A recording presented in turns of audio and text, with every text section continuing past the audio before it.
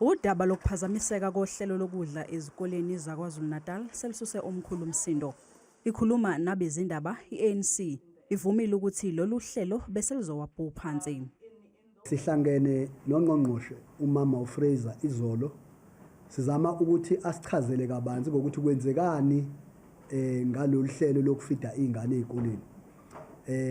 Usichazeleke wasitshela konke then savumelana naye ukuthi ngencazelo asinika yona kucace ngokusobala ukuthi lolu hlelo solifana nohlelo olufile. Iyalele Umnyango ukuthi uyimise ngokuphazima kweso inkontileka yenkampani ebinikwe lo msebenzi. Thina njengo-ANC siyamyalela ukuthi asebenze ngokusemthethweni nakumgomo kahulumeni ukuthi alimise lolu hlelo lokuthi lo muntu abam-appointile ukuthi ase lolu hlelo ezikoleni. Kusenjalo igxeke kakhulu i-IFP isola ngokugxambukela kulolu hlelo ukufeza izinhloso zayo zezombusazwe.